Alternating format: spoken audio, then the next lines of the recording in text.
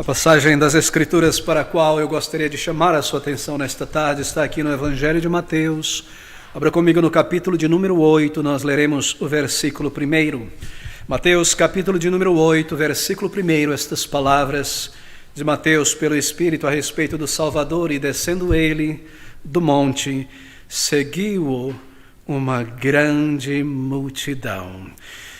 É a respeito de milagres notáveis que demonstram o poder e a missão do Senhor. Esse é o nosso tema, esse é o nosso foco aqui nesta passagem de Mateus. Bem, nós retornamos às nossas considerações, à nossa série de considerações do Evangelho do Senhor Jesus Cristo através de Mateus. E se você é alguém que está acompanhando a nossa igreja há pouco tempo, bem, nós já cobrimos os 7 primeiros capítulos deste Evangelho, seguindo de uma maneira expositiva, de uma maneira consecutiva, através de cada versículo, de cada vírgula deste glorioso Evangelho do Senhor Jesus Cristo Salvador. Vimos por último o seu grandioso sermão do monte. Palavras que nenhum outro homem um dia proferiu sobre a terra, as verdades eternas do Senhor para o seu povo, para os seus discípulos. E nós chegamos agora aqui neste capítulo de número 8, a uma nova sessão do Evangelho de Mateus, uma nova porção desta narrativa, uma nova ordem no Evangelho iniciada aqui neste capítulo de número 8. E nós lemos estas palavras de Mateus nos informando que o Senhor Jesus Cristo, ele desce então daquele monte, e descendo ele do monte, seguiu-o uma grande multidão. Do monte, isto é, de um monte específico. E Mateus presume que nós saibamos que monte é este. E de fato nós sabemos, porque no capítulo 5, versículo 1, nós lemos que Jesus, vendo a multidão, subiu a um monte, a este monte, e assentando-se, aproximaram-se dele os seus discípulos. Bem, aqui ele dá início ao seu glorioso sermão do monte. E ao concluir aquele sermão, Mateus nos diz, no capítulo 8, versículo de número 1, que descendo ele do monte, seguiu-o uma imensa multidão. Bem, a partir deste versículo nós temos então o início de uma nova sessão maravilhosa, profunda no Evangelho de Mateus. E seguiu-o uma imensa multidão. Nós lemos no capítulo 7, os últimos versículos 28 e 29, que aquela multidão que ouviu o Senhor Jesus Cristo estava assombrada, estava pasmada com as palavras do Salvador. E aconteceu que, concluindo Jesus este discurso, a multidão se admirou, e no grego ela estava tomada, ela estava assombrada de sua doutrina, porquanto os ensinava como tendo autoridade, e não como os escribas. Eles estavam tocados. Eles estavam surpresos pela autoridade do Senhor Jesus Cristo. Ele não ensinava como os escribas. O seu ensino e a sua mensagem era uma mensagem da verdade, que vinha com seu selo divino de autoridade. E eles ouviram, e eles atentaram, e eles ficaram pasmados, assombrados. E essa razão, isso explica o fato deles não terem imediatamente deixado o Senhor Jesus Cristo quando ele termina aquele sermão e desce aquele monte. E nós lemos que eles seguem o Senhor Jesus Cristo, que desce o monte. Descendo ele do monte, seguiu-o uma grande multidão. E a essa multidão possivelmente se agregou outras multidões, porque o termo multidão no grego está no plural. Não sei porque os tradutores não colocaram aqui, mas Mateus fala sobre multidões. Outras multidões que possivelmente não escutaram o sermão do monte, mas que vinham procurando a Jesus da Síria, da Judéia, de todas as partes, se uniram àquela imensa multidão que descia aquele monte. E nós vemos o percurso do Senhor em direção à cidade de Cafarnaum. Uma imensa multidão aglomerada aqui agora. E nós temos então esta mudança de sessão do seu ensino para os seus milagres. Versículo de número 2. E eis que vem um leproso, e o adorou, dizendo: Senhor, se quiseres, podes tornar-me limpo. Bem, o Senhor desce do monte, e ele desce em direção à vila ou à cidade de Cafarnaum, porque o versículo 5 nos diz que depois da realização deste primeiro milagre, ele entra em Cafarnaum. Jesus entrou em Cafarnaum. E é no caminho em direção entre o monte e a cidade de Cafarnaum que possivelmente, um lugar que nós não sabemos exatamente, entre o monte e a cidade, que o milagre que Mateus irá narrar na sequência acontece, dos versículos 1 ao versículo 2. Então, ele descendo do monte, seguiu uma grande multidão em direção a Cafarnaum, e eis que veio um leproso e o adorou. Veio um leproso e o adorou. Bem, um leproso em Israel. Esse será o primeiro milagre individual do Senhor Jesus Cristo. Até aqui, Mateus registra o Senhor curando multidões, agrupamentos de pessoas, muitos que se reuniam em sua volta, e ele curava pelo toque ou por sua palavra. Mas aqui ele menciona o primeiro milagre singular, realizado em um ato, assim por dizer. Mas na realidade, este não é o primeiro milagre do Senhor Jesus Cristo. Nós lemos no capítulo 4, como eu acabei de mencionar, que o Senhor Jesus Cristo já havia curado a muitos, versículo 24, e a sua fama correu por toda a Síria, e traziam-lhe todos os que padeciam, oprimidos por várias enfermidades e tormentos, os endemoniados, os lunáticos e os paralíticos, e ele os curava. Ele já havia curado.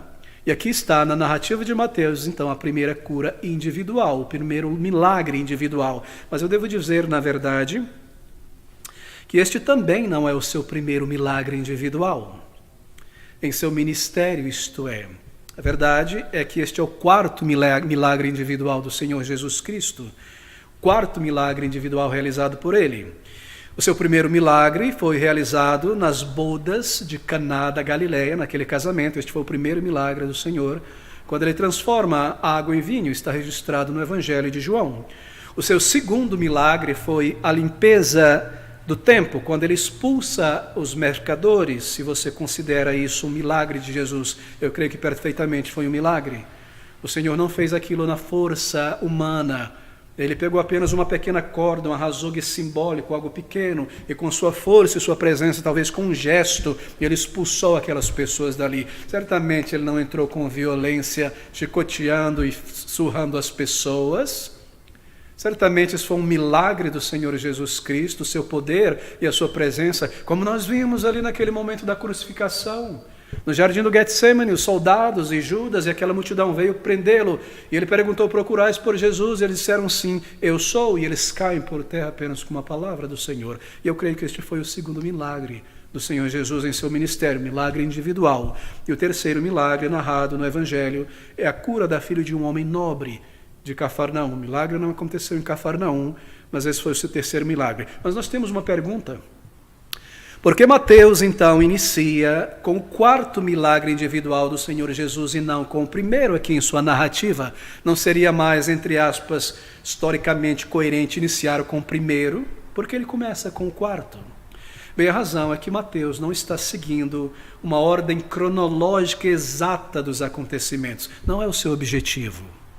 Ele não está seguindo uma narrativa cronológica exata dos acontecimentos. Nós encontramos uma narrativa cronológica mais precisa no Evangelho de Lucas. Lucas, sim, tem o intuito de colocar em ordem muitas coisas. Mas Mateus, Marcos e João, em seus evangelhos, eles buscam apresentar não uma narrativa estritamente cronológica. E o objetivo desses três evangelistas é selecionar certos eventos, é pensar certos milagres individuais e ações do Senhor, os seus discursos, os seus atos, os seus milagres e declarações, para apresentar a figura que eles, evangelistas, desejam apresentar do Senhor Jesus Cristo. E este é o caso também de Mateus. Mateus foca os seus exemplos, a sua narrativa nos discursos do Senhor Jesus e não tanto nos atos e milagres.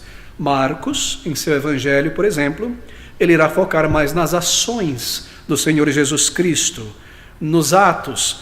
E o seu evangelho é muito breve, não é? E a razão é que o evangelho de Marcos, provavelmente, o evangelho de Pedro, ditado por Pedro a Marcos, nós sabemos que Marcos era como que um secretário para Pedro. Pedro falou em aramaico, Marcos escreveu em grego, e o objetivo daquele evangelho, escrito para os gentios, provavelmente inicialmente aos romanos, era escrever uma espécie de panfleto evangelístico para os gentios. Aqui nós temos, no Evangelho de Marcos, o primeiro panfleto, o folheto evangelístico da era cristã, assim por dizer, bem sucinto, bem breve, o poder do Senhor Jesus Cristo, o Filho de Deus que se manifesta, mas o objetivo de Mateus não é esse.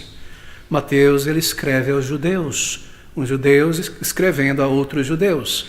E o objetivo de Mateus é focar em seus discursos e trazer também alguns milagres, não todos, para mostrar que esse Jesus de Nazaré, ele é o Messias prometido por Moisés, na lei, nos profetas e nos salmos. Ele chegou, ele é o Salvador. E esta é a razão porque Mateus muitas vezes traz citações do Antigo Testamento para mostrar que Jesus Cristo, em sua vida e ministério, em sua declaração, em sua pessoa, é o Messias esperado pelo povo de Deus. Através de seus milagres, ele chegou expulsando demônios, realizando grandes obras, e Mateus deseja provar aos judeus que Jesus é o Messias prometido por Moisés. E nós vemos ele fazer isso muitas vezes. Por exemplo, no versículo 17, ele traz uma citação do Antigo Testamento e diz, para que se cumprisse, isto é, Jesus fez isso, no versículo 16, para que se cumprisse o que fora dito pelo profeta Isaías, que diz, ele tomou sobre si as nossas enfermidades e levou as nossas doenças. Mateus estará fazendo isso o tempo todo ao longo da narrativa. Ele mostrará o milagre, a declaração de Cristo e dirá, isto é para se cumprir o que foi dito pelos profetas. Ele é o Messias, ele é o Salvador que veio ao mundo, o seu reino está em nosso meio. Bem, mas é algo curioso, não é?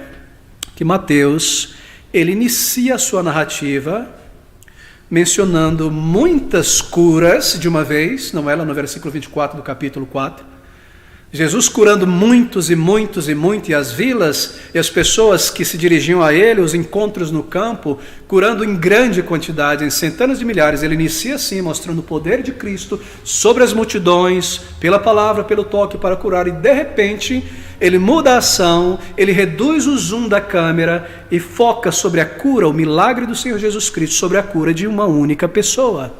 E faz isso apresentando a cura deste homem em detalhes. Ele salta ou passa de curas para grandes multidões para a cura de um único indivíduo. De repente, ele desce do monte, diz Mateus, o Senhor desce daquele monte ao ter falado para as multidões, falando com multidões, curando multidões, e de repente Mateus reduz o zoom da câmera rapidamente e foca na cura de uma única pessoa e descreve esta cura em detalhes.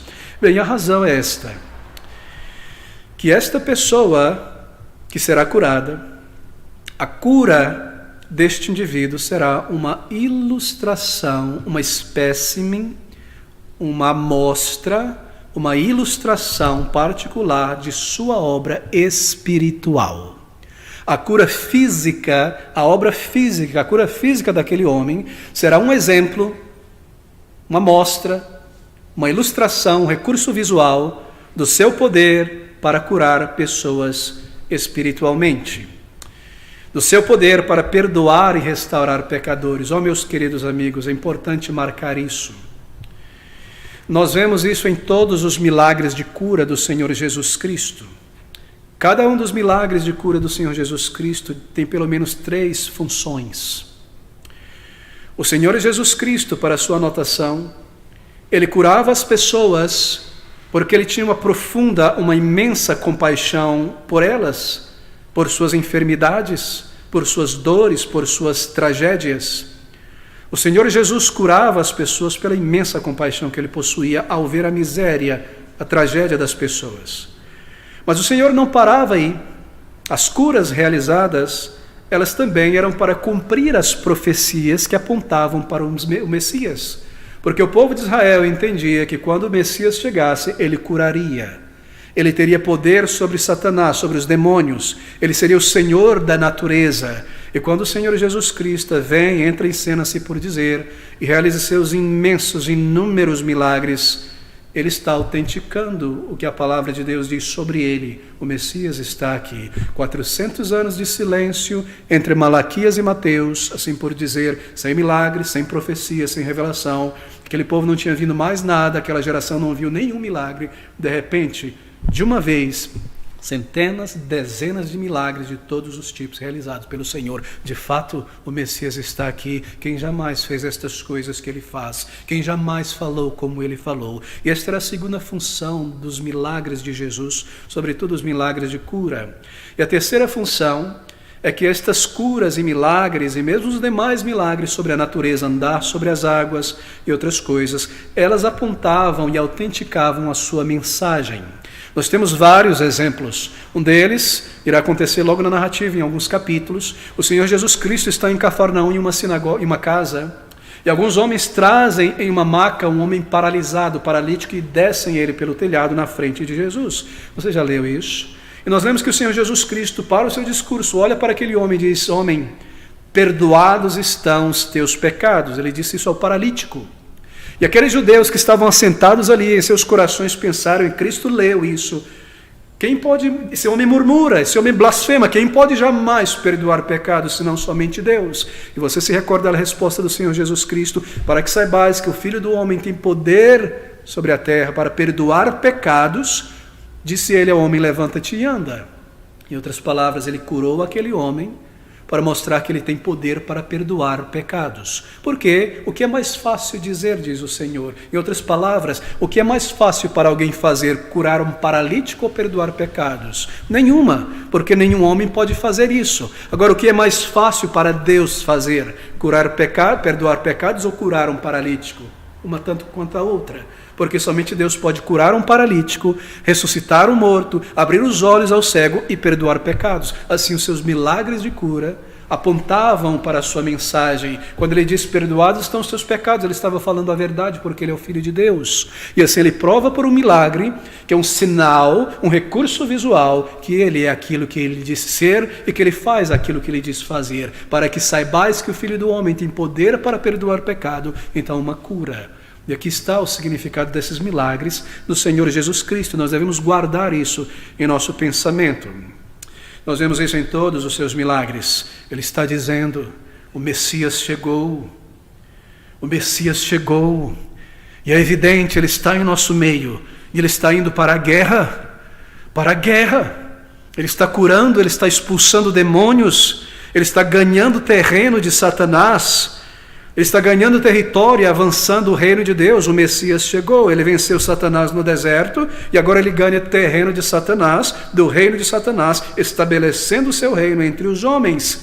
Você se recorda das palavras do Senhor Jesus Cristo lá em Lucas?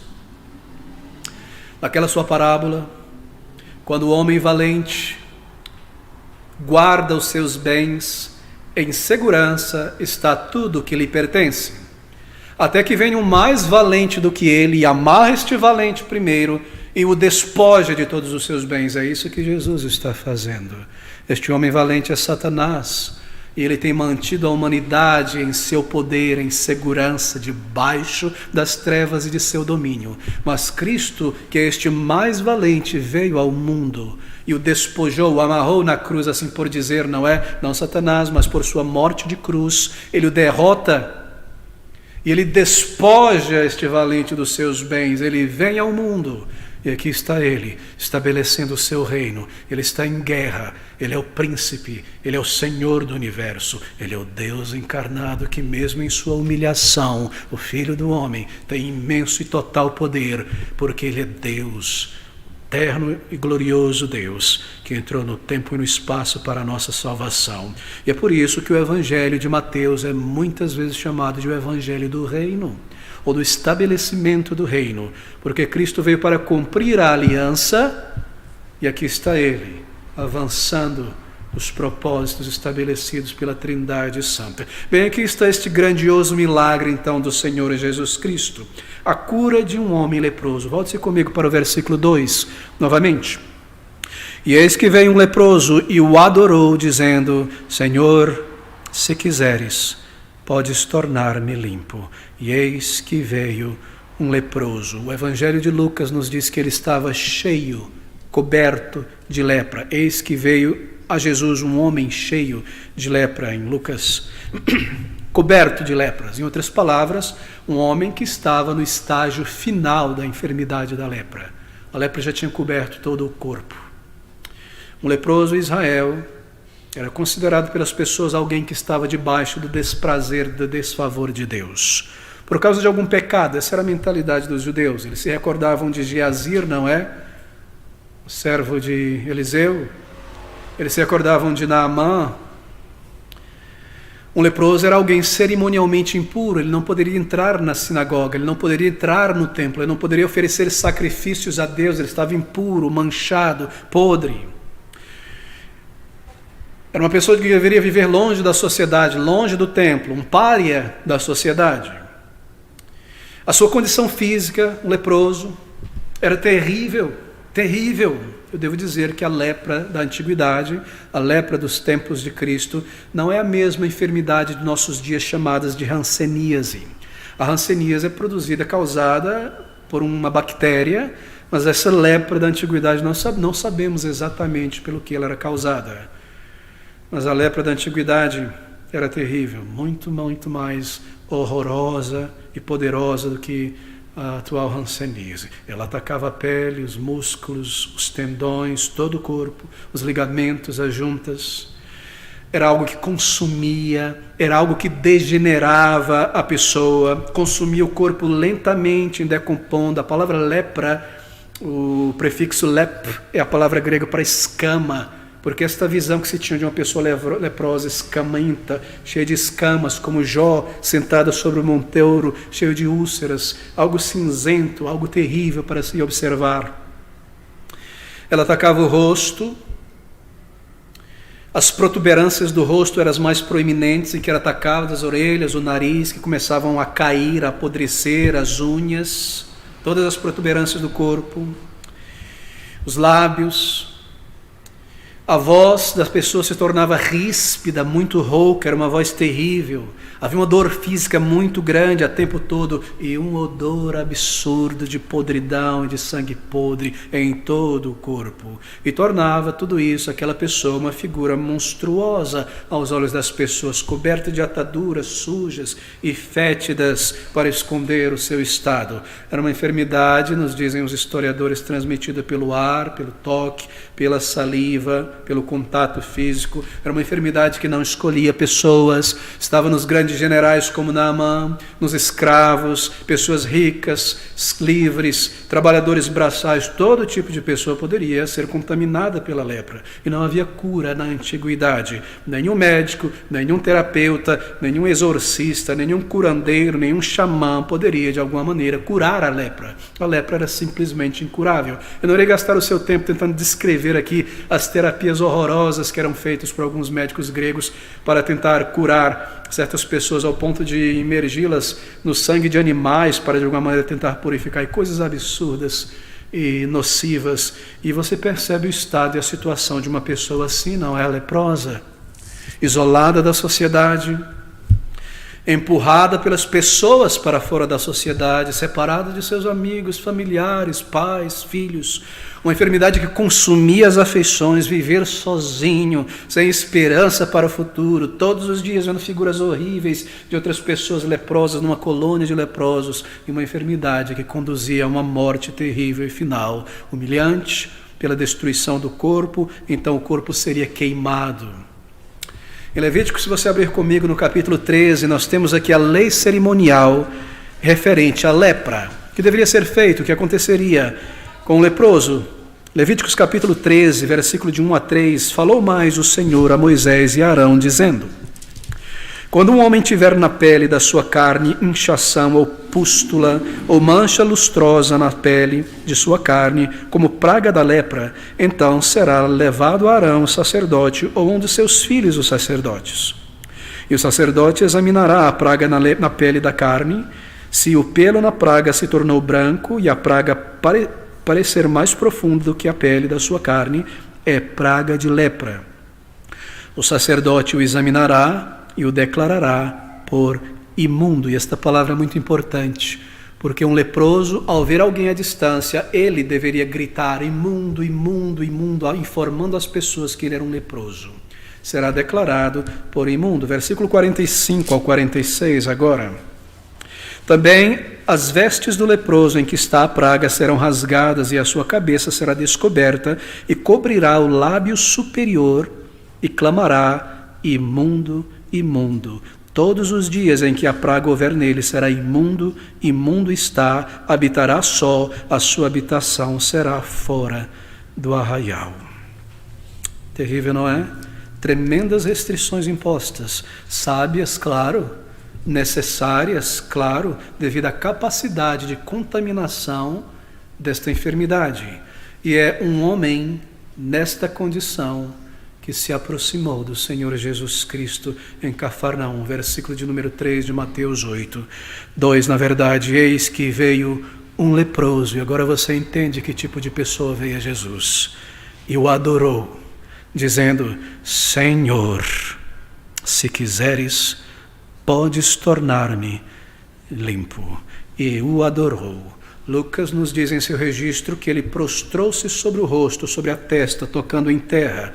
Marcos nos diz que ele ajoelhou. E aqui Mateus nos diz que ele adorou. É a mesma coisa, porque esta maneira que o judeu adorava, se prostrando com o rosto em terra, ele vem a Cristo e ele o adora. Um ato de auto-humilhação, um ato de auto-humildecimento, uma atitude reverente que também mostra uma crença no Senhor, na sua mensagem, na sua pessoa. Deixe-me fazer um breve comentário aqui, amigos. Humildade é essencial para alcançarmos uma bênção do Senhor. Essencial. Quando você se aproxima de Deus e o busca para a bênção da salvação, do perdão, da nova vida, lembre-se, Ele é a parte ofendida. Você, nós, a parte ofensora. E a isso cabe humildade e não reivindicações. E assim uma pessoa que deseja conhecer o amor e o poder de Deus não diz para Deus assim: Deus, se você existe, me prova, me faz ver, me dá um sinal. Não, de maneira alguma. Ele é o Deus eterno. Nós somos os ofensores. Deve haver uma atitude reverente. Deve haver uma atitude que compreende que eu sou o pecador, condenado, transgressor, e Ele é Deus. Eu devo me satisfazer com a maneira que Ele se revela em Sua palavra. Eu devo vir a Ele em oração, em humildade, como um pecador necessitado da Sua graça. Deve haver humildade, querido amigo, ao se aproximar de Deus para o perdão. E deve também haver crença real, como ele creu, crença de que Deus, sendo justo, santo e poderoso, e eu mereço a condenação, segundo a sua promessa, Ele também é poderoso e está desejoso de perdoar os meus pecados. Bem, queridos, é assim que nós nos aproximamos do Senhor. Lembre-se dessas coisas se você está buscando a Deus para o perdão e para a salvação. É você, sou eu necessitado, sou eu que devo buscá-lo, e não ficar esperando que Deus corra atrás de mim. Isso não acontecerá. Ele comanda todas as pessoas que se arrependam. Sou eu que devo me atinar e considerar e parar como este leproso, e buscar enquanto há tempo, e buscar o Senhor enquanto se pode ser achado. Veja essas palavras: e eis que veio um leproso e o adorou, dizendo: Senhor, se quiseres. Bem, ele não duvida do poder do Senhor Jesus ao dizer se quiseres. Provavelmente ele já tinha nesta altura ouvido muito a respeito do Senhor Jesus. A notícia se espalhava muito. Nós não lemos sobre a cura de nenhum leproso ainda, este é o primeiro. E na mente daquele homem deveria haver um grande ponto de interrogação: quem jamais ouviu sobre a cura de um leproso em Israel? Desde os tempos de Elias, desde os tempos de Naamã. Eu tenho ouvido que ele cura os enfermos, os paralíticos, os endemoniados, os lunáticos, mas pode ele curar um leproso terminal? Provavelmente ele escutou muito sobre Cristo.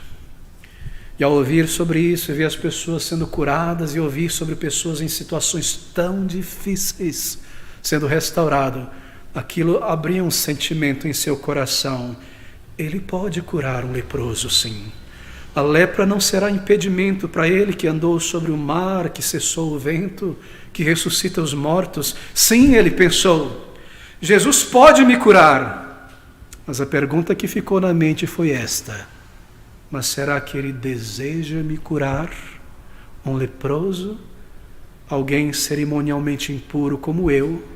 E é com este sentimento que ele se aproxima do Senhor e diz: Senhor, se quiseres, podes, de fato, me limpar. Nós não sabemos exatamente como ele se aproximou de Jesus. Havia uma multidão. Ele seria facilmente identificado com um lábio superior coberto, pelo odor, pela fisionomia deformada. Ele seria apedrejado imediatamente. Ele não podia entrar na cidade, ele seria retido na porta. Como foi que ele se aproxima de Cristo desta maneira? Descendo ele do monte, seguiu uma grande multidão, e eis que veio um leproso. Aqui está a dica de Mateus. Ele vem a Cristo. Ele provavelmente vê o Senhor descendo daquele monte, não muito distante de Cafarnaum. Ele antecipa a vinda do Senhor Jesus a Cafarnaum. Cristo ia em direção, ele provavelmente calculou, pôs 1 mais 1 junto e descobriu que a resposta era 2. Cristo está indo para Cafarnaum. A sexta-feira está acabando, o sábado está acabando. E ele se antecipa em direção a Cafarnaum, entre Cafarnaum e o monte, e conforme o Senhor Jesus vem na direção de Cafarnaum, ele se antecipa e se aproxima de Cristo. É isso que está acontecendo. E eis que veio um leproso e o adorou. Ele veio rápido. Ele veio e se prostra diante do Senhor e diz: Senhor, se quiseres, sem exigência, sem demanda, sem desculpas, se quiseres, bem podes limpar-me, eu sou imundo. Há uma verdade aqui, há um reconhecimento da sua condição. Meus queridos amigos, se você está buscando a Deus para o perdão, é isso que você deve fazer. Você deve se aproximar dele entendendo que ele é Deus. Você é a parte ofensora, eu a parte necessitada. E você deve reconhecer os teus pecados diante de Deus. Você não pode mais dizer: não foi minha culpa, foi culpa da sociedade, foi culpa desse meu marido, dessa minha esposa, a maneira como eu fui criado, essas pessoas da escola e o meu vizinho. Senhor, torna-me limpo, eu sou imundo, eu sou culpado de meus pecados, eu sou um pecador, lava-me, salva-me, perdoa-me, foi a minha rebelião, foi o meu desejo que me levou ao pecado, fui eu quem busquei e quis. Senhor, purifica o meu pecado, contra ti somente pequei. Você deve reconhecer a sua condição diante de Deus. Mera religiosidade não irá lhe ajudar em nada. Ele vê o coração, nos diz Davi. Você deve fazer isso, querido amigo. Vir a ele em arrependimento, vir a ele em humildade, ir ao Senhor em completa convicção de pecados, em inteira convicção. Aqui está uma lição evangelística, não é? Porque eu mencionei que o milagre traz uma lição evangelística. E nós vemos na vida, na condição e na postura deste homem, o estado de todo homem e mulher diante de Deus. Nós somos leprosos espirituais. Deus não pode nos aceitar como nós estamos, em nossas obras. Nós não podemos oferecer a Ele boas obras com mãos imundas. Ele deve nos purificar primeiro pelo perdão, quando nós confessamos, e aí nós poderemos oferecer sacrifícios de louvor ao nosso Deus. Mera religiosidade não irá ajudar a ninguém. Então ele segue dizendo neste versículo 3, e Jesus, estendendo a mão, tocou-o, dizendo: quero ser limpo, quero ser limpo. Um judeu tocando um leproso estaria cerimonialmente impuro, não poderia entrar no templo, na sinagoga. Um sacerdote, um levita, um escriba nunca, jamais tocaria um leproso, nem passaria perto. Ele ficaria cerimonialmente impuro para adorar a Deus. Mas, queridos amigos, o pecado não possui poder sobre o Senhor Jesus. Eu posso lhe garantir que antes do seu dedo tocar o corpo daquele homem, ele já estava limpo, e ele toca um homem limpo. Ele disse: quero ser limpo, e o tocou. Ele não quebrou a lei de Moisés. Ele nunca quebrou a lei. Ele veio para cumprir a lei. Que amor tão grande, não é? Que amor tão grande do Salvador. Como ele faz algo real por pecadores. Ele estendeu a mão. Ele deixou o seu trono de glória no céu. Ele tomou um corpo uma mão, um corpo, a natureza humana, para ser pregado, para sofrer, para morrer, para entregar a sua vida por pecadores. Um amor ativo, um amor que purifica o impuro, um amor que o trouxe a este mundo. Que amor tão grande, ilustrado mesmo aqui, antes de chegar à cruz do Calvário. Ele o tocou e limpo ele se tornou. Então nós ouvimos essas palavras maravilhosas do Senhor Jesus Cristo, palavras de compaixão, palavras de poder. Quero ser limpo, quero, eu desejo. Uma palavra de compaixão. Queridos amigos, o desejo e a intenção do Senhor é revelada na palavra de Deus, que Deus amou pessoas do mundo inteiro de tal maneira que enviou o seu próprio Filho, para que todo aquele que nele crê, arrependimento e fé, não pereça, mas tenha a vida eterna. Esta é a prova do que ele fez. Ele mesmo veio ao Calvário. Maior prova não há. Ninguém tem maior amor do que este, do Senhor Jesus Cristo, pronto para salvar pecadores arrependidos. E se você despertou para a sua condição de necessidade, para a sua convicção de pecados, mas tem dúvida se Ele te receberá, eu sei que eu sou um pecador, e Ele já curou e já salvou tantos pecadores, aquele rapaz que eu conheço, aquele filho, aquela pessoa, Ele transformou a vida dessa pessoa, mas será que Ele vai perdoar a mim? Será que Ele quer perdoar a mim? Ouça essas palavras: quero ser limpo, quero. Ele deseja, porque você duvida, Ele está pronto a perdoar, querido amigo. O amor de Jesus, tão aberto, estendido, um coração que se estende a todo pecador arrependido. Quero, diz Ele, mas Ele não para por aí. Ele diz: ser limpo. Uma palavra de poder, não é? Somente Cristo tem o poder para fazer isso. Nenhum homem, pastor, padre, religião pode fazer. Ele mostrou este poder em sua humilhação no Calvário. Quero ser limpo. Imagine naquele momento, imagine a transformação física daquele homem em um momento em decomposição, fétido, monstruoso. De repente a sua fisionomia mudada. O odor se vai.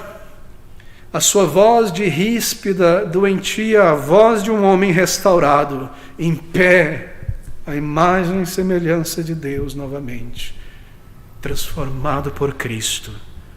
Quando você se aproxima do Senhor Jesus Cristo em arrependimento, para o perdão, querido amigo, você é purificado daquela culpa que há na mente e na consciência de teus pecados. Você é reconciliado com Deus e você também recebe um novo caráter da parte de Deus pelo Espírito. Você é uma nova criatura em Cristo Jesus. Isso acontece na conversão. Quando você diz a Ele: Senhor, os meus pecados, a minha vergonha, a minha podridão, perdoa-me. Ele diz: quero ser limpo. E naquele momento você é salvo. E você é transformado e tem poder contra teus pecados e vitória contra eles. Não é que você irá cessar por inteiro com o pecado, mas Ele te dará grande graça para viver uma nova vida, de ter comunhão com Ele e ser esta pessoa que você tanto deseja ser, uma outra pessoa, um filho de Deus, uma filha de Deus. Isto vem pela mão de Cristo, não pela mão da religiosidade. Ele é poderoso para fazer.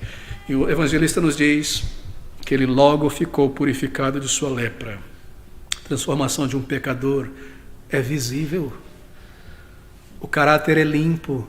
Ela se torna uma outra pessoa, ele se torna uma outra pessoa em caráter, em propósito, em palavras, em ações. Há uma pureza que não existia ali. Há um autocontrole agora que não estava lá. Há um preenchimento onde havia vazio, uma alegria onde havia tristeza e melancolia. A descoberta da oração, uma vida para Deus, algo que a religião, o esforço humano não pode dar a ninguém, não pode alcançar, muito mais do que mera reforma, melhora externa, moral, certeza e perdão de vida eterna, o senso da culpa removido, os pecados perdoados e, de fato, a vida eterna garantida. Que este milagre e todos os milagres de cura do Senhor Jesus Cristo ilustram, não é? O seu poder, para regenerar leprosos espirituais, paralíticos espirituais, cegos espirituais, mortos espirituais. Em um momento, um homem miserável, desesperançoso, em estado deplorável. Em outro momento, ele busca o socorro de Cristo, o Salvador, então uma nova pessoa. Em um momento, uma mulher pecadora, longe de Deus, destinada à condenação eterna. Em outro momento, por buscar ao Senhor, uma pessoa salva, transformada, regenerada. Somente o Senhor Jesus pode fazer isso. E você deve pedir dele, pedir como um pecador, sem reservas, trazendo tudo a ele, em humildade e arrependimento. Bem, devo correr, o nosso tempo se escorre. Versículo de número 4, disse-lhe então Jesus: olha, não digas a alguém, mas vai e mostra-te ao sacerdote, apresenta a oferta que Moisés determinou para lhe servir de testemunho. Bem, um comando curioso, não é? Não te mostres a ninguém, não fale com ninguém, vá diretamente ao sacerdote. Bem, esse texto deve ser corretamente entendido. Não é que o Senhor deseje que ninguém soubesse. Não faria nenhum sentido, porque em volta dele é uma multidão de milhares de pessoas que viu, que testemunhou o milagre. Logo a notícia se espalharia. O que ele quer dizer é: não vá imediatamente à tua parentela para se alegrar com eles, para falar para eles, para permanecer com eles e organizar a vida e a casa. Não, cumpra o que a lei diz. Vá ao sacerdote, ofereça o que Deus comanda na lei. Abra comigo em Levíticos capítulo 14, versículos de 1 a 9, nós lemos a respeito do que um leproso curado, a descrição do sacrifício a ser oferecido, ele deveria apresentar-se ao sacerdote. E depois falou o Senhor a Moisés, dizendo: esta será a lei do leproso no dia da sua purificação. Será levado ao sacerdote, e o sacerdote sairá fora do arraial, e o sacerdote o examinará, e eis que se a praga de lepra do leproso for sarada, então o sacerdote ordenará que por aquele que se houver de purificar se tomem 2 aves vivas e limpas, pau de cedro, carmesim e sopo. Mandará também o sacerdote que se degole uma ave, um vaso de barro sobre águas vivas. Isso é um símbolo, irmãos, apenas um símbolo. E tomará, ele já estava curado, não era para curá-lo. E tomará a ave viva, e o pau de cedro, o carmesim e o sopo, e os molhará com a ave viva no sangue da ave que foi degolado sobre as águas correntes. Vida pelo sangue de Cristo, é isso que quer dizer. E sobre aquele que há de purificar-se da lepra, aspergirá 7 vezes, então o declarará por limpo. Haverá de purificar cerimonialmente, porque ele já foi purificado fisicamente, e soltará a ave viva sobre a face do campo. Ele segue descrevendo os tipos de lepras e os tipos de purificação. E é isso que o Senhor Jesus Cristo tem em mente quando ele diz: olha, não digas a alguém, mas vai e mostra-te ao sacerdote e apresenta a oferta que Moisés determinou para lhes servir de testemunho, para testemunhar ao sacerdote, isto é, que Deus o curou, que Deus o transformou. Mas por que ele deveria enviar um homem para cumprir a lei cerimonial? Afinal de contas, nós sabemos que a vinda do Senhor Jesus Cristo, o seu sacrifício expiatório, com isto, a lei cerimonial expira, caduca, ela é cumprida, não é verdade? Porque então o próprio Salvador está enviando um homem de volta à lei. Não haveria mais necessidade dela com a sua vinda? Bem, a resposta, queridos amigos, é que o Senhor Jesus ainda estava no mundo. Ele veio para cumprir toda a lei.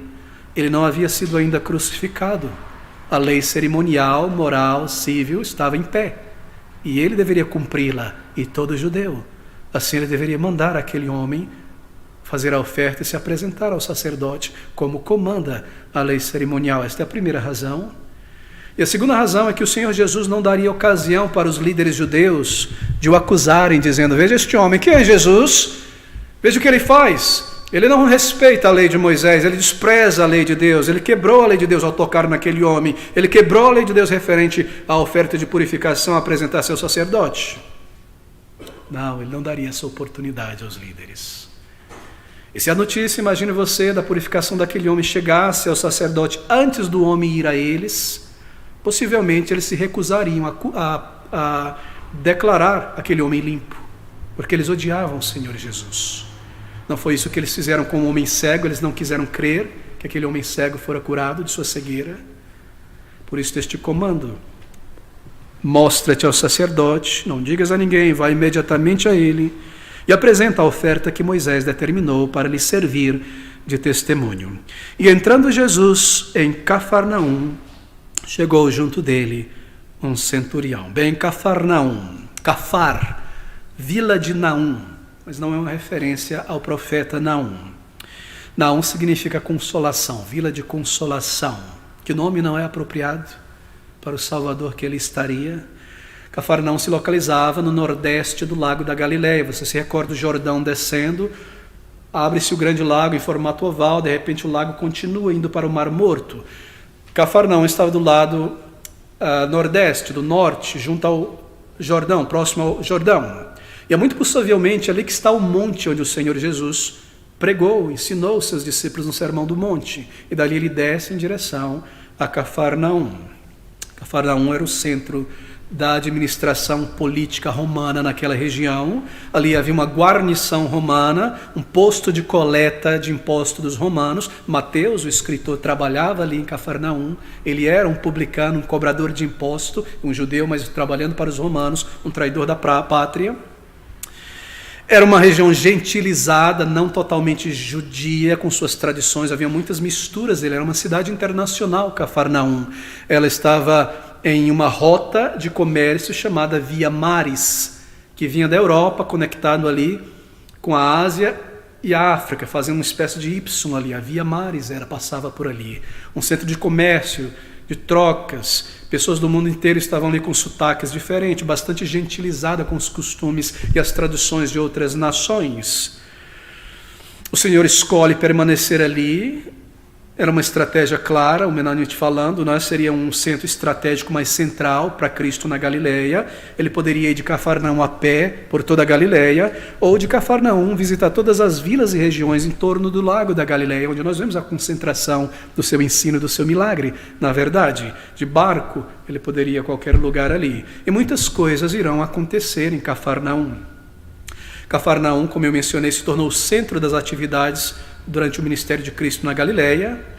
Pedro tinha uma casa ali. Nós lemos que entrando Jesus em Cafarnaum, no versículo 14, ele entrará na casa de Pedro, mas Pedro era de Betsaida, de uma outra vila, junto com seu irmão André. Assim é muito provável que Pedro alugou uma casa em Cafarnaum, ou comprou, para a residência de Cristo, e para lá ele traz a sua esposa, a sua sogra. André, também seu irmão, reside ali com ele durante este período. E é para este lugar que desce o Senhor daquele monte. E entrando Jesus em Cafarnaum, chegou junto dele um centurião rogando-lhe. Este é o segundo milagre registrado por Mateus. Acontece na vila, na cidade de Cafarnaum. Um centurião vem ao encontro do Senhor Jesus. Não de encontro, mas ao encontro do Senhor Jesus. Conversar com ele. Um centurião, latino, é um comandante de 100 homens. De uma centúria no exército romano. Judia, Israel era uma província romana, chamada pelos romanos de Palestina. E as tropas romanas estavam instaladas ali para manter o controle da nação e a submissão daquela nação ao Império Romano. E esse homem, esse centurião, ele era um oficial romano no olerite de Herodes Antipas, que era o governador romano daquela região, pago, soldado pago. Provavelmente nasceu um pagão por ser um romano, mas em seu serviço em Israel, ele se aproximou do conhecimento do Deus verdadeiro, não é? Como tantos outros, como Cornélio, por exemplo, nós lemos no livro de Atos, e ele ouviu sobre o Deus de Israel tão diferente do politeísmo romano, das tradições horríveis dos romanos, o Deus santo, o Deus que criou os céus e a terra, de quem todos somos geração. Ele percebeu o erro e a pecaminosidade daquelas religiões politeístas. Ele abraçou a verdade dos judeus. Nós lemos que ele mesmo construiu uma sinagoga em Cafarnaum, possivelmente, para os judeus adorarem. Ele era um amigo de Israel. Ele conhecia o Deus vivo e ele tinha ouvido também muitas coisas sobre o Senhor Jesus. Certamente os romanos tinham acesso a todas as informações e muitas coisas chegavam aos ouvidos deste centurião temente a Deus. Ele ouviu sobre os seus milagres, ele ouviu sobre o seu poder, sobre a sua compaixão, sobre o Messias que todos esperavam, e ele cria no Senhor Jesus. Ele veio a crer em Cristo. E é baseado nesta fé que nós lemos que entrando Jesus em Cafarnaum, chegou junto dele um centurião rogando-lhe e dizendo, bem, Lucas, ele vai pedir pelo seu servo, mas Lucas, é interessante, nos diz que ele não foi lá, que quem foi os seus servos. Ele enviou judeus para Jesus, para que implorasse a ele, e os judeus dizem, ele é um bom homem, ele serve a nossa nação, até construiu-nos uma sinagoga. E mais adiante ele diz que ele enviou certos amigos seus. Será que há alguma contradição aqui? É claro que não. Essa é a maneira de Mateus mostrar que ele veio através dos seus servos. Não é? Se nós planejamos algo e colocamos pessoas para realizar, nós somos os autores intelectuais disso aí, não é? É assim que ele veio, é isso que ele quer dizer. Não há contradição. Ele enviou aqueles mensageiros para falar e declarar a sua fé e o seu pedido. Essa é a razão. E possivelmente, quando Jesus estava indo para a casa daquele homem, ele manda os seus amigos para dizer essas informações, que ele não precisava entrar na casa dele. Então estas palavras, dizendo, Senhor, o meu criado jaz em casa paralítico e violentamente atormentado,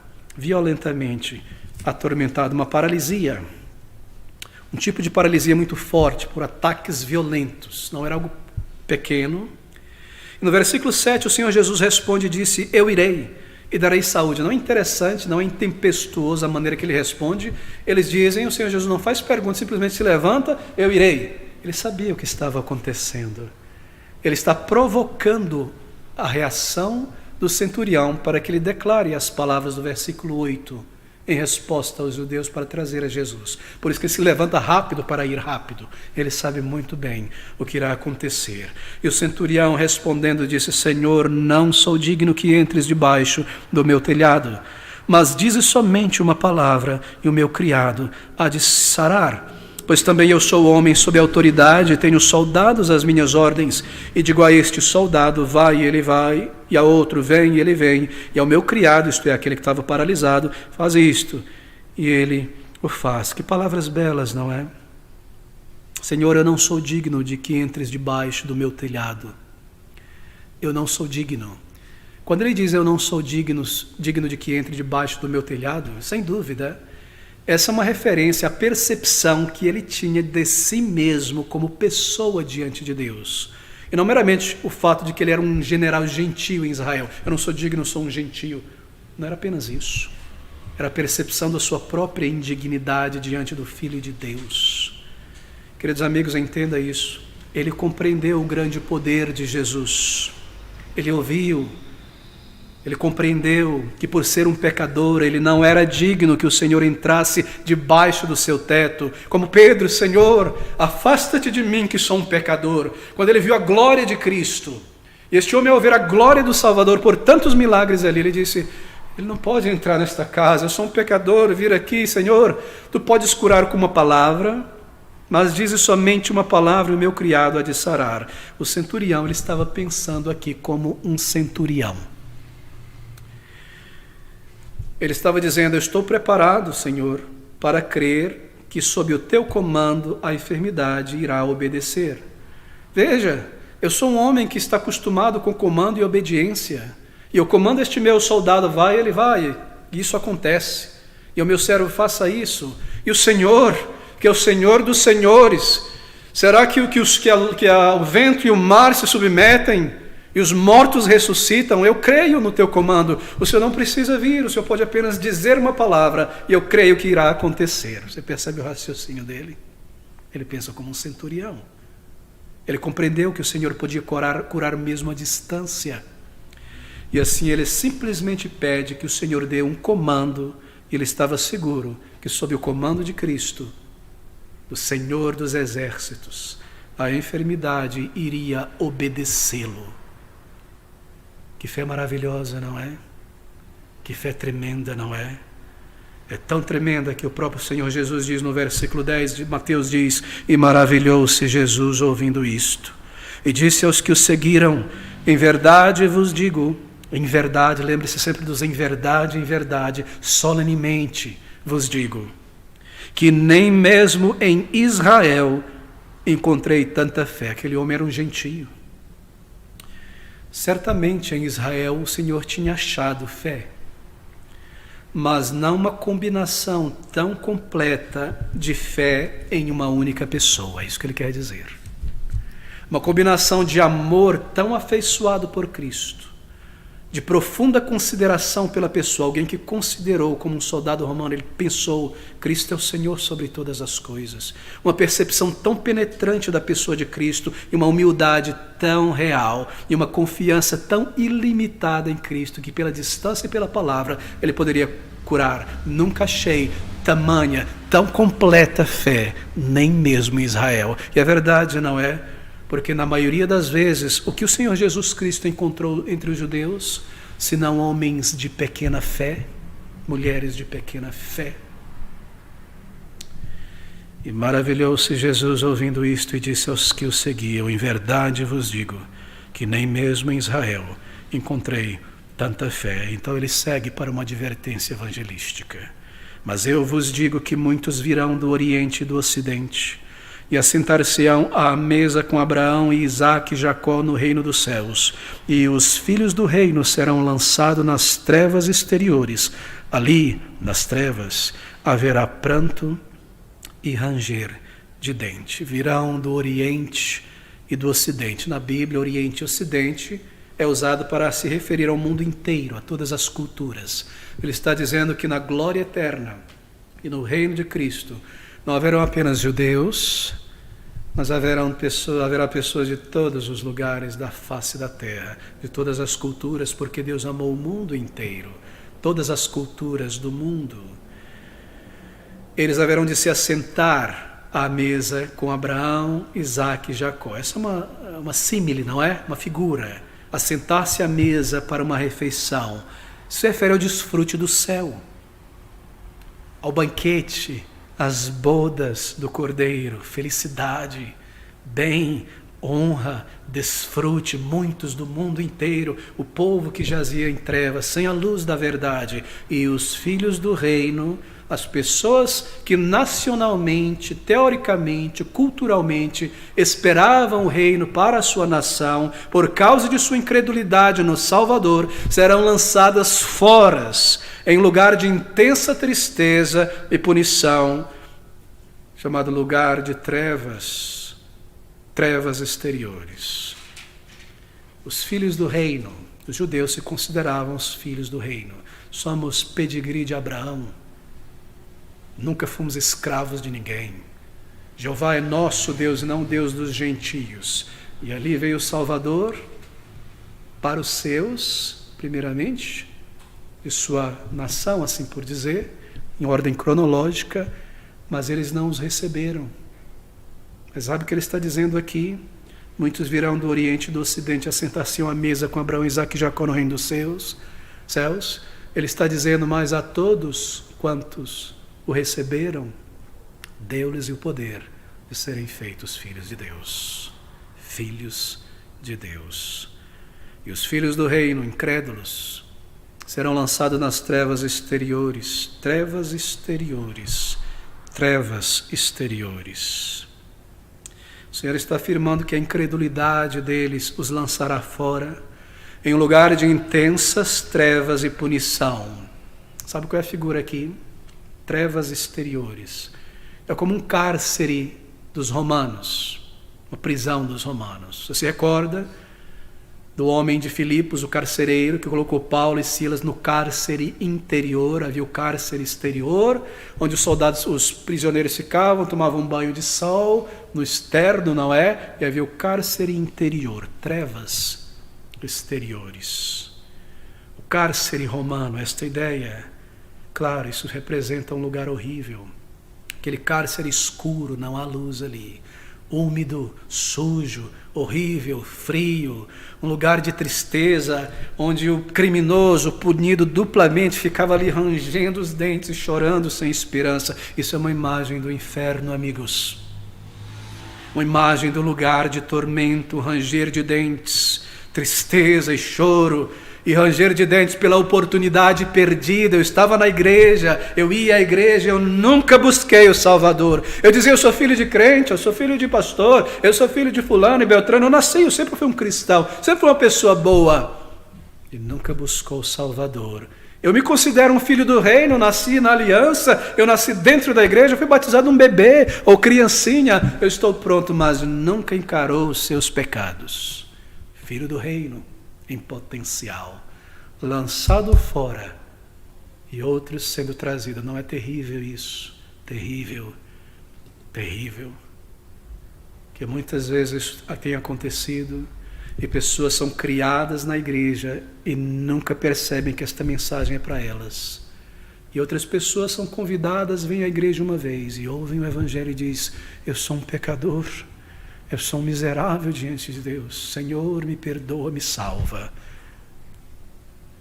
E são salvos. E os chamados filhos da religião, amigos apenas do evangelho, do lado de fora, pela sua incredulidade, do lado de fora.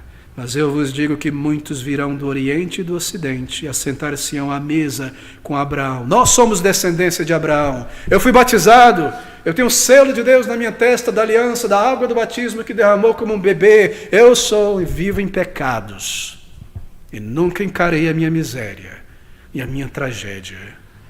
Não, quem se assentará com Abraão são os seus descendentes pela fé, como Abraão, que creu antes da circuncisão, Isaque e Jacó no reino dos céus, e os filhos do reino serão lançados nas trevas exteriores. Ali haverá pranto e ranger de dentes pela oportunidade que nunca mais voltará. Nunca mais voltará. Queridos amigos, o Senhor fala sobre a reunião do seu povo, de todas as nações aqui. Pessoas do Oriente e do Ocidente. Sabe o que ele está dizendo? Ele está dizendo que ele não é dispensacionalista. Ele está dizendo que a igreja não é um parêntese. Ele está dizendo que mesmo aqui, gentios já estão sendo chamados.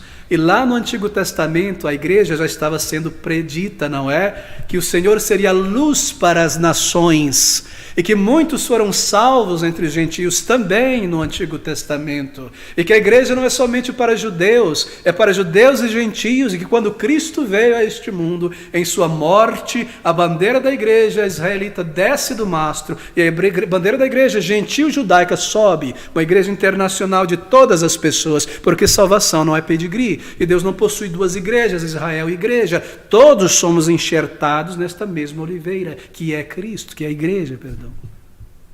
É isso que ele está dizendo aqui. A igreja não é um parêntese, uma novidade, porque Israel rejeitou a Cristo, ele começa a lidar com os gentios. Não, aqui está o próprio Cristo, no início do seu ministério, chamando os gentios. Muitos virão do Oriente e do Ocidente. Ele já sabia muito bem disso. Nós vemos pessoas gentias crendo no Salvador. A igreja está aí, querido, desde sempre. Ela é constituída de todas aquelas pessoas que creram no Senhor e pela fé o buscaram antes de Cristo, durante o ministério de Cristo e depois de Cristo. Todos nós nos encontramos em Cristo. Todos nós somos enxertados na mesma oliveira. O povo de Deus em toda parte. Versículo de número 13. Então disse Jesus ao centurião: vai, e como creste, te seja feito. E naquela mesma hora o seu criado sarou. Bem, eles chegaram em casa e o homem estava em pé, curado, em completo controle de suas faculdades. E o centurião, eles devem ter perguntado quando ele sarou. Foi neste momento, e eles se recordaram que foi no momento em que o Senhor disse: vai. Ele foi curado. Não é maravilhoso, queridos? Deixe-me correr. Este é o terceiro milagre agora do Senhor Jesus. E Jesus, entrando em casa de Pedro, viu a sogra deste acamada e com febre. Bem, Pedro tinha uma esposa, não é? Nós devemos crer na palavra de Deus e não nas tradições dos homens. De onde tira a Igreja Católica esta ideia do celibato entre os oficiais e os seus sacerdotes? Não da Bíblia. Eles dizem que Pedro é o primeiro papa. E aqui está ele, casadão. Invenções humanas, terrenas, que não podem dominar o pecado no homem, que não podem cessar a malícia e o abrasamento, e o resultado deste celibato imposto é o que nós vemos hoje: pedofilia, e homossexualidade, e imoralidade, e filhos não registrados, e tantas coisas que você vê de absurdo na podridão desta instituição. Mas aqui está a verdade. Jesus, entrando em casa de Pedro, viu a sogra deste acamada e com febre. Bem, Lucas nos diz que foram os discípulos que informaram a Jesus que ela estava doente. Uma poderosa febre, não uma pequena febre, porque o termo no grego traz a ideia de fogo, de algo que queima, algo forte. Não uma febre que qualquer medicação curaria, uma febre comum, uma medicação poderia ajudar, mas esta febre somente o Senhor poderia curar. E é por isso que ela está aqui como um milagre de Cristo, porque era um tipo de febre que levaria à morte. E nós lemos que o Senhor Jesus Cristo tocou-lhe na mão e a febre a deixou. O grego é curioso, deixou quer dizer correu, fugiu, e a febre fugiu dela com o toque do Senhor, com a palavra do Senhor. Bem, a cura do Senhor foi instantânea, não é? Não houve um período de convalescência aqui. Ela não levantou meio tonta, foi lá lavar o rosto, sentou no pé da mesa, me traz um Doril, me traz alguma... Estou melhorando, em 3 dias tomo um chazinho, uma canja. Não. Ela levantou e começou com todas as forças restauradas a servi-los. Quão diferentes são as curas do Senhor Jesus das curas, supostas curas imaginárias dos curandeiros neopentecostais de nossos dias. Eu não tenho tempo para entrar nesses detalhes, mas o Senhor, Ele curava enfermidades orgânicas. Um olho que não existia, um braço decepado, uma orelha decepada, uma pessoa morta, orgânicas. Os curandeiros de nossos dias curam, entre aspas, enfermidades psicossomáticas. Uma dor aqui que eu não sabia onde era, uma dor de ouvido, dores, não é? Que pode ser causado por depressão, por ansiedade, por medo, por todo tipo de coisa, e fica um zumbido no ouvido, isso e aquilo. Não é? Que muitas vezes uma sugestão pode levar a ir embora a enfermidade, não é? E essas sugestões desses líderes funcionam como um placebo, não é? A pessoa já quer crer que vai ser curada e ela é induzida a isso, foi embora a dor, foi embora isso, foi embora aquilo. Eu quero ver estas curas do Senhor Jesus sendo realizadas em nossos dias. Traga-me um exemplo de alguém que estava com o braço mirrado pela metade, o Senhor o traz de volta à existência. De um leproso sendo completamente limpo. De um morto, de fato, podre, depois de 3 dias, não um dia, não no caixão, sendo trazido à vida. Onde estão esses curandeiros no período da pandemia? Porque estas supostas curas só acontecem num cenário bem preparado dentro da igreja, debaixo de câmara, pré-organizado. Porque elas não acontecem nas ruas, nos hospitais. Porque eles não saem, eles têm tantas oportunidades hoje para mostrar o seu poder sobre curas, enfermidades orgânicas. Não, queridos amigos, as curas do Senhor são instantâneas. Não havia convalescência, uso de medicação, agora você vai melhorando, já foi curado, agora toma um remédio e vai melhorar. Não, imediatamente ela se levantou e serviu-os. É maravilhoso. As curas do Senhor Jesus Cristo. Mas você sabe que há uma lição profunda aqui para nós?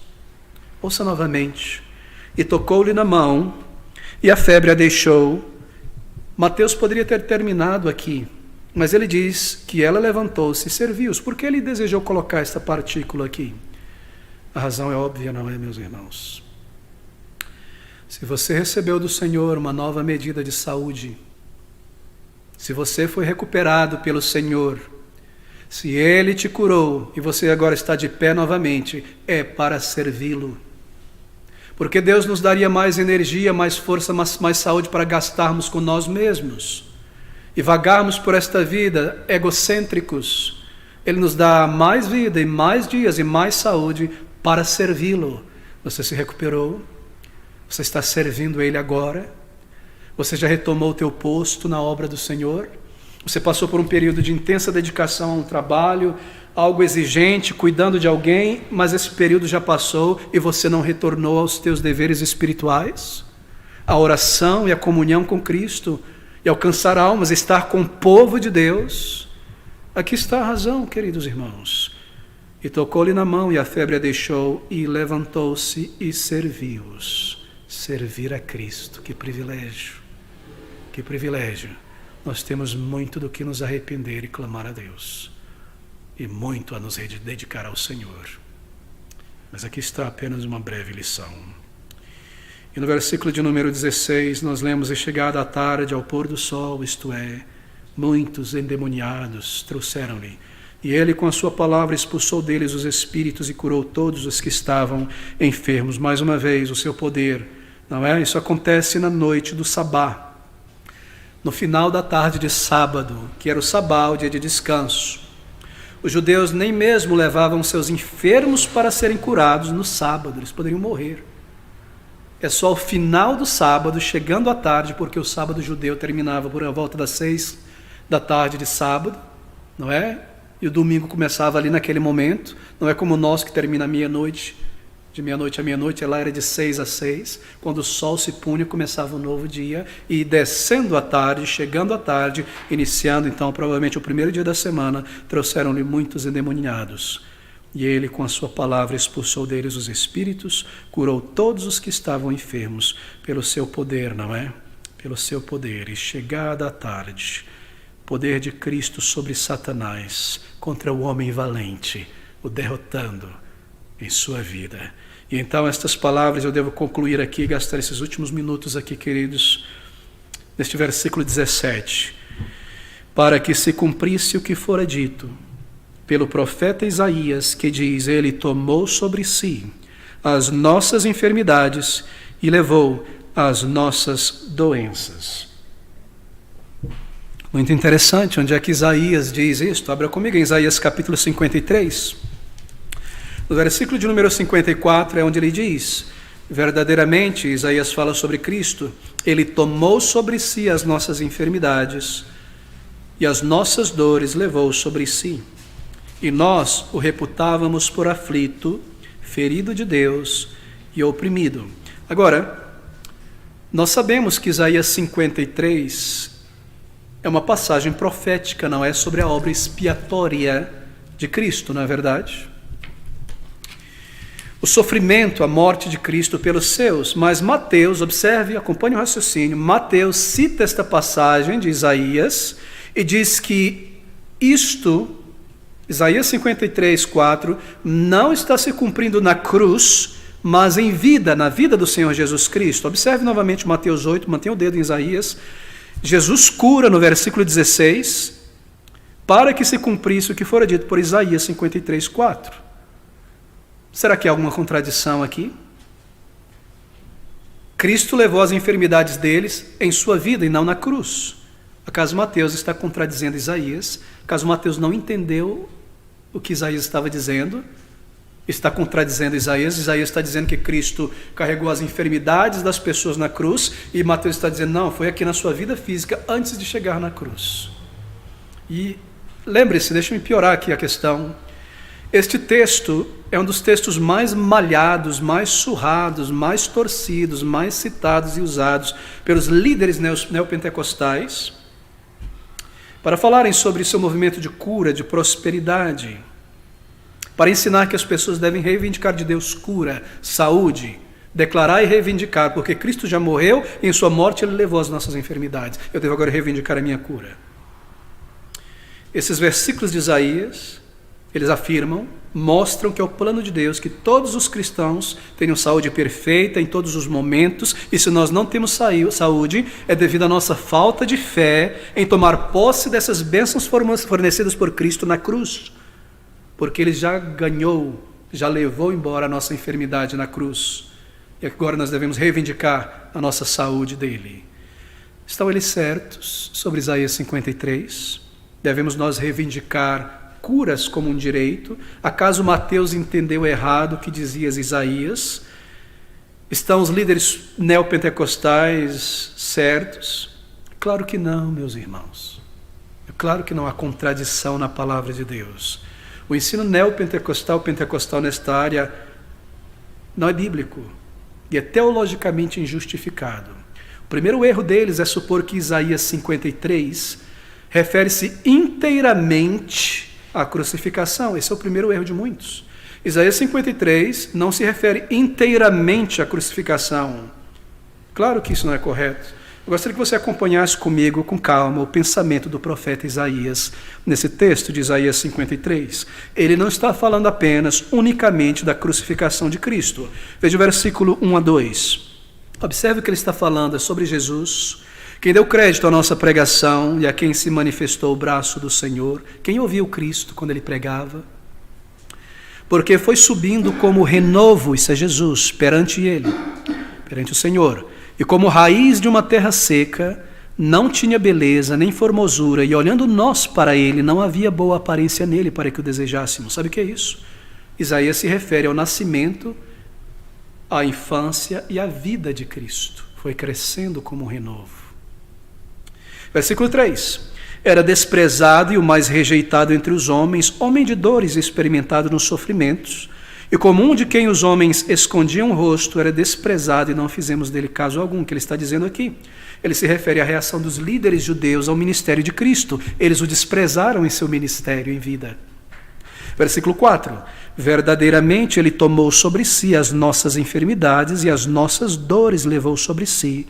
E nós o reputávamos por aflito e ferido de Deus e oprimido. A primeira parte do versículo 4 aborda o que ele realizou durante o seu ministério. Ele levou embora enfermidades. Ele tirou as enfermidades, as dores, pelo seu poder, o seu ministério terreno. E em seguida, na última parte do versículo de número 4, a última parte, e os próximos 4 versículos, nós lemos então sobre a sua crucificação. Veja o versículo de 9 a 10, ele fala sobre o seu sepultamento, depois de ser crucificado, segunda parte do versículo 4 ao versículo 8, ele é crucificado. No versículo 9, Isaías fala sobre o seu sepultamento, e puseram a sua sepultura com os ímpios e com o rico na sua morte, não é? José de Arimateia, aquele túmulo, ainda que nunca cometeu injustiça, nem houve engano na sua boca, todavia o Senhor agradou moê-lo, fazendo enfermar. E nós vemos na sequência, dos versículos 11 ao versículo de número 12, ele fala sobre a sua ressurreição, sobre a sua ascensão e resume tudo o que ele realizou em vida e em morte.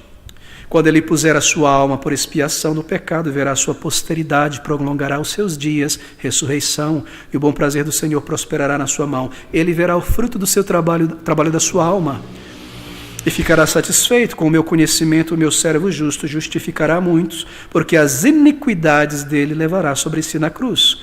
Por isso lhe daria parte de muitos sua ressurreição, sua glorificação, sua exaltação. Isaías não está falando apenas da crucificação.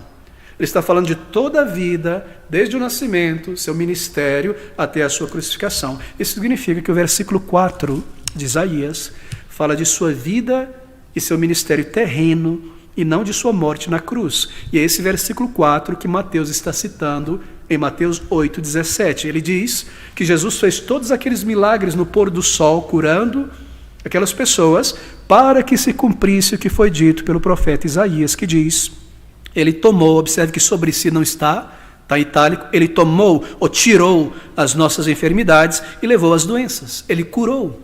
Mateus está dizendo, que Isaías está dizendo, que Cristo faria isso em sua vida, não na crucificação. Mateus não contradiz Isaías, ele entendeu exatamente o que Isaías diz, porque foi o Espírito quem os inspirou a dizer estas coisas. O Senhor cumpriu esta profecia antes de ir para o Calvário. Mateus escreve sobre os milagres que Cristo realizou durante o seu ministério público por anos antes de ir para a cruz. Cristo ainda não tinha ido para a cruz, quando ele cumpriu as Escrituras em seu ministério de cura. Foi em seu ministério terreno, itinerante, que ele fez isso, e não na cruz, e não em sua expiação. Em sua expiação ele leva o nosso pecado, a nossa iniquidade. Na cruz ele levou a nossa iniquidade e transgressão, nossas enfermidades espirituais, nosso orgulho, nossa miséria. E é isso o que diz o versículo de número 5 e 6, de Isaías, mas ele foi ferido na cruz por causa das nossas transgressões e moído por causa das nossas iniquidades. O castigo que nos traz a paz estava sobre ele na cruz, e pelas suas pisaduras, não é? Seus cravos, fomos sarados do pecado. É isso que ele está dizendo aqui. Na cruz ele levou a nossa iniquidade. O apóstolo Pedro, ele dá exatamente este significado aqui a Isaías capítulo 53, 5. Veja comigo 1 Pedro, capítulo 2, versículo 24, corroborando, afirmando, levando ele mesmo em seu corpo, 1 Pedro 2, 24, levando ele mesmo em seu corpo, na cruz, os nossos pecados sobre o madeiro, para que mortos para os pecados pudéssemos viver para a justiça e pelas suas feridas fostes sarados. Ele está citando Isaías 53, 5. E 6 agora, porque ereis como ovelhas desgarradas, mas agora tendes voltado para o pastor e bispo das vossas almas. Volte a Isaías 53, veja o versículo 5. Mas ele foi ferido por causa das nossas transgressões, Pedro está citando isso, moído por causa das nossas iniquidades. O castigo que nos traz a paz estava sobre ele, pelas suas pisaduras na cruz, feridas, fomos sarados. Todos nós andávamos desgarrados como ovelhas. E Pedro diz no versículo 25, pois éreis como ovelhas desgarradas, mas agora se tende voltado ao pastor e bispo das vossas almas. Mateus cita o versículo 4, cura de enfermidades em seu ministério público. Pedro está citando o versículo 5, perdão de pecados na cruz do Calvário. Observe que ele cita isto, não é? Ele cita o versículo 5 e 6, Pedro, e não o versículo 4 de Isaías. Isso significa que o versículo 4 de Isaías se refere ao que ele fez em vida, e o versículo 5 que ele fez em sua morte. Bem, lembre-se também que o propósito último de seus milagres, lembre disso, era enfatizar: eu estou tirando as vossas enfermidades físicas para ilustrar que a minha vinda ao mundo é para perdoar pecados, curar cegos espirituais, mortos espirituais. Mateus entendeu o que Isaías diz. E ele nos diz que Cristo realizou tudo aquilo para que se cumprisse o que Isaías diz, que ele levou as nossas enfermidades e doenças em seu ministério público aqui. Bem, há uma tremenda verdade aqui, porque nós devemos também entender profecia. Será que não há cura física para nós na cruz, pastor? Bem, ele alcançou cura física para nós também na cruz desta maneira. Porque ao morrer naquela cruz, tendo vivido uma vida perfeita, eu devo concluir, Paulo nos diz que ele anela por aquele dia, quando ele e todos nós receberemos a redenção de nosso corpo. Romanos 8, 23, ele diz: e não só ela, a criação, mas nós mesmos, que temos as primícias do Espírito, também gememos em nós mesmos, esperando a adoção, a saber, a redenção do nosso corpo. Sim, ele alcançou para nós a cura do corpo, mas esta virá na eternidade, um novo corpo, um novo mundo, um novo céu, uma nova terra. O apóstolo João nos revela em Apocalipse capítulo 21, versículo 4, estas coisas tão maravilhosas sobre o céu, que ali não haverá doença, nem morte, nem luto, nem dor, nem pranto. Apocalipse 21, versículo 4, e Deus limpará de seus olhos toda lágrima. E não haverá mais morte, nem pranto, nem clamor, nem dor, porque as primeiras coisas deste velho corpo já são passadas. Eu devo concluir aqui, queridos, eu tenho tanto a dizer.